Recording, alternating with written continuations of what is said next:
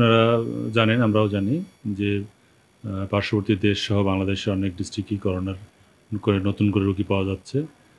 সেক্ষেত্রে আমরা স্বাস্থ্য মন্ত্রণালয় এবং ডিজি হেলথের নির্দেশে সর্বদা অ্যালার্ট আছি, আমরা প্রস্তুত আছি। আমাদের করোনা ওয়ার্ড, আমাদের স্টাফ আমাদের অ্যালার্ট আছে, কিন্তু আমাদের করোনা ওয়ার্ডে এখন পর্যন্ত কোনো রোগী ভর্তি হয়নি। যেহেতু আমাদের করোনা অনেক দিন ধরেই আমরা পরীক্ষা করি নাই, আমাদের দরকারও হয় নাই।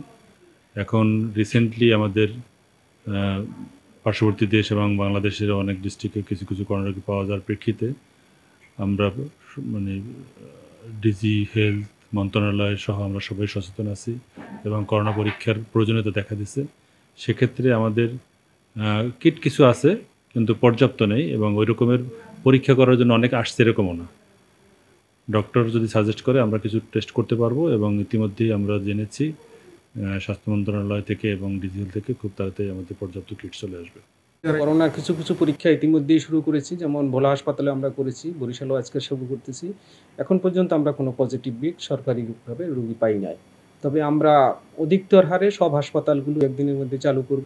কিটকে এই মুহূর্তের জন্য, কারণ অধিদপ্তর থেকে কিট পেয়ে গেছি, আজকালকের মধ্যে সব হাসপাতালগুলো পৌঁছে যাবে, সো কিট সংকট নাই। আর করোনার যাবতীয় যেমন আমরা এখানে করোনা ম্যানেজমেন্ট তো আগের থেকেই আমাদের সব কিছু আছে, জাস্ট এগুলোকে অ্যাক্টিভ করা এবং এগুলো ব্যবস্থাপনা করার জন্য বিভিন্ন হাসপাতালে যা যা প্রয়োজনীয় দরকার আমরা প্রস্তুত। এই ঈদে জামা জুতো অ্যাক্সেসরিজের ডিসকাউন্ট শুরু হয়েছে Standard Chartered Channel I agro অ্যাওয়ার্ডের 10ম আয়োজনের মনোনয়ন গ্রহণ। এবার নতুন ক্যাটাগরি বছরের সেরা ছাদ কৃষক সহ মোট 13টি ক্যাটাগরিতে পুরস্কার প্রদান করা হবে।